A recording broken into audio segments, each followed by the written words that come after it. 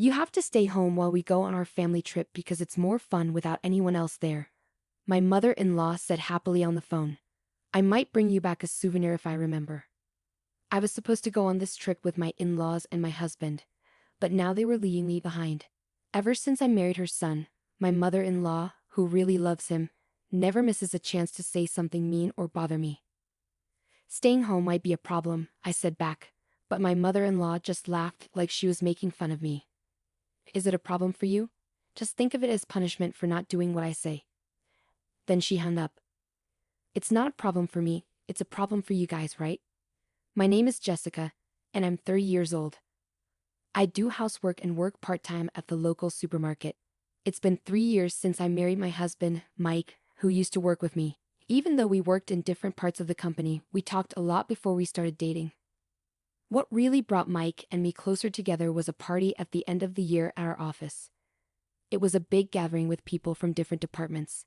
Luckily, I ended up sitting next to Mike. Since we were already friends, we talked easily. At one point, Mike had to leave for the restroom, and I was left alone.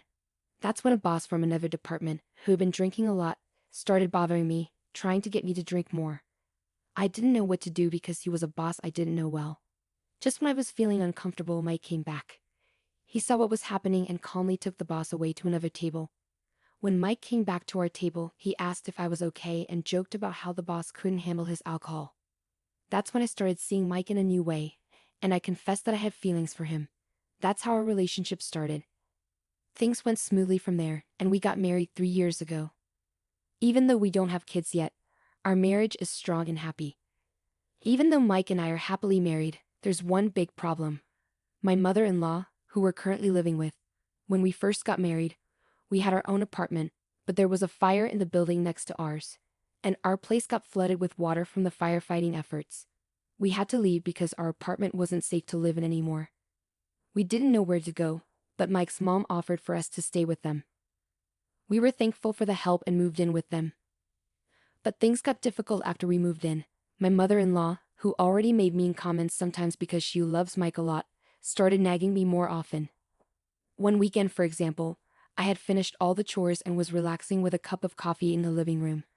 When my mother-in-law came home, she started bustling around the house. Then she came up to me and said, "Jessica, you're not cleaning properly. You need to spend more time on it, and be thankful for your hard-working husband. As his wife, it's your job to support him. I can't believe you can't even do that much. If you're not happy, then you should leave right now." Honestly, I felt frustrated thinking, here we go again. My mother-in-law constantly criticized me, and it seemed like it happened almost every day. I figured the only reason she agreed to let us stay with them was because she wanted to be close to her son, Mike, again. My presence as his wife probably just annoyed her. "Mom, please don't be so hard on Jessica," Mike stepped in. "But there's some truth to what you're saying. Even though she works part-time, she shouldn't slack off on chores."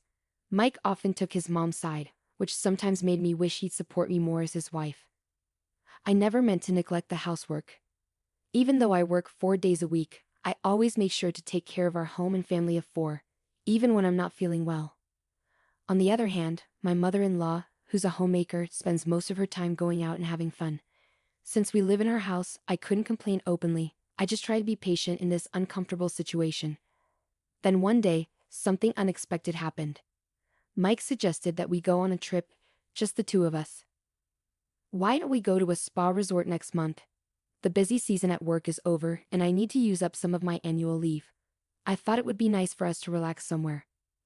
A spa sounds amazing. I haven't scheduled any work shifts for next month yet, so I can take time off, I told Mike. After talking it over, we decided to go on a 2-day spa trip in the middle of next month. Since we planned to go during the week, we expected to have a peaceful and unhurried time together. I was thrilled about the trip and couldn't contain my excitement. Whenever I had a moment, I found myself researching our destination.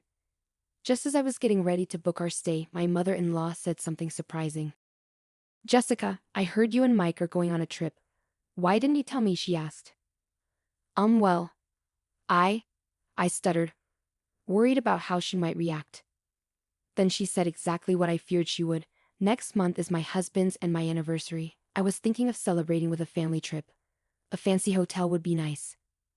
I really didn't want to go on a trip with my mother-in-law. Mike and I were planning on going by ourselves this time. How about we all go together next time? I suggested, hoping to compromise. But my mother-in-law wasn't having it. It won't be the same if it's not this time. It's our anniversary celebration. Just as I was about to respond, Mike walked in from work. Welcome home, Mike. We were just talking about the trip, my mother-in-law said enthusiastically. Oh, I'm excited, Mike said, seeming to agree with his mom. I wondered how she found out about the trip, but it seemed like Mike might have told her. Mike noticed my look and seemed a bit uneasy. Mom's really excited, so let's postpone our trip for another time. It'll be more fun if we all go together, Mike suggested. With Mike and his dad agreeing, I couldn't refuse going on the trip with all of us. Okay, next time of just BS, I promise, Mike said, looking relieved when I reluctantly agreed. Even though I wasn't happy about how the trip turned out, there wasn't much I could do about it now. At least I decided I'd be the one to pick the places we visit and the food we try. So I took charge of booking hotels and planning our sightseeing. Then came the day of the trip. I had packed everything the day before, so the plan was to wake up an hour before leaving, enjoy breakfast, and then head out. When my alarm went off, I stretched and called out for Mike, noticing he wasn't beside me. Then it hit me, he wasn't anywhere in the house. Could it be? I dialed Mike's cell phone, but there was no answer. When I called my mother-in-law's phone, she picked up right away. Oh, Jessica dear, what's up? Mike can't talk right now because he's driving. Where are you guys? I asked, feeling a sinking sensation. My mother-in-law responded casually, isn't it obvious? We're on a family vacation. It wouldn't be a proper family trip with an outsider like you, so you'll have to stay home. Maybe we'll bring you back a souvenir if we remember. I could hear the triumph in her voice. Stay at home? That's going to be a problem, I told my mother-in-law, but she just laughed mockingly. Oh, is it a problem for you? Just see it as punishment for not doing what I say. Then she hung up abruptly. I covered my face with my hands and shook my shoulders, but instead of crying, I burst out laughing. Well, they better enjoy their trip. They'll regret leaving me behind. I quickly went online and booked a nice hotel in the tourist spot we were supposed to visit today. Then I made a reservation at a restaurant where I could enjoy a delicious dinner, just for myself. After quickly getting ready and having breakfast, I felt ready to have some fun. All right, time for a good time, I said to myself as I grabbed my luggage and hopped on the train. I had done a lot of research on different tourist spots, and I was determined to have a vacation. It's a small tourist spot, so I might bump into Mike and my in-laws, but I don't care. They're the ones who messed up. I thought as the train approached our destination. From now on, I'm going to forget about my mother-in-law and Mike and just enjoy myself, I decided as I stepped off the train. I visited a cute boutique, had tea at a trendy cafe, and chatted with locals, thoroughly enjoying my solo adventure. As the day turned into night, it was time to check into the hotel I had booked, one of the top luxury hotels in the area. I felt like I needed to do something drastic like this to rejuvenate myself. As I walked towards the hotel's check-in counter, I heard a woman's voice causing a scene. Why can't we stay here? We're willing to pay. When I looked closer, I realized it was my mother-in-law causing the disturbance. Of course, they wouldn't be allowed to stay there because this wasn't the hotel I had booked for the four of us. From a safe distance, I saw Mike spotting me and calling out, Hey, Jessica, what's going on? We couldn't stay at the hotel you booked, so we have to find another one, but they're full. He came towards me, looking a bit angry, followed by my mother-in-law who seemed furious. Well, that's what happens when the person who booked the hotel isn't here to check in. It's a security rule. I did warn you, I said calmly. At that moment, they seemed to realize their mistake and exchanged surprised glances. Just as they were about to cause more trouble, hotel staff rushed over. It was quite funny to watch my mother-in-law being escorted out of the hotel, gently but firmly, by the staff. Remember this, we will stay in a place far more luxurious than this hotel, my mother-in-law exclaimed before she and Mike left. Feeling somewhat relieved, I proceeded with my check-in, leaving them without accommodation. Once I completed the check-in process, I was shown to my room. The clean and luxurious decor made me feel like I was in a dream. After settling my luggage, I decided to explore the hotel. After wandering around for a bit, I returned to the lobby. More guests were arriving. I sat on the sofa and zoned out for a while when two young women sat down next to me. They seemed excited, chatting about their impressions of the hotel. Their conversation quickly turned interesting. "Hey, did you hear about that hotel near the station? There's a really creepy rumor about it. They say if you stay in a second-floor room, you start hearing things that aren't there and your stuff gets stolen. And even worse, there was a case where someone died, and nobody knows who did it. We're so lucky we're staying here, right? Do you think it's true? But why hasn't anyone been arrested? I mean, wouldn't you call the police if something like that happened?" "Well, there are rumors that even the hotel staff might be involved. It's so scary. What a dangerous place."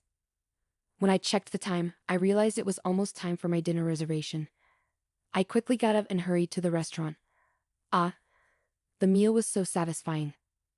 After dinner, I returned to the hotel, took a relaxing bath, changed into my pajamas, and settled in to watch TV. That's when my phone rang. "Hello. We found a hotel to stay in, and it's really nice. It's a shame you're not here with us. But don't worry, we'll enjoy it twice as much for you," my mother-in-law said cheerfully. "Oh, is that so? Well, you're lucky to find a place at the last minute," I replied casually. "Isn't it? It's quiet and relaxing here because there aren't many other guests around. Plus, it's so close to the tourist spot, and the hotel is gorgeous." "I wonder why that is," my mother-in-law went on. That's when it hit me. Could it be the hotel near the station? "Yes, that's the one." "Why do you ask?" she responded. I remembered the unsettling story I had heard about the hotel's bad reputation in the lobby before dinner. "I think you should leave," I warned my mother-in-law. But she just laughed off my concern. "Are you jealous that we found a nice place to stay? Well then, too bad for you. Bye." Once again, my mother-in-law ended the call without giving me a chance to respond. I didn't bother calling her back. I had given my advice, and that was enough. I switched off my phone. I didn't want my relaxation to be interrupted any further.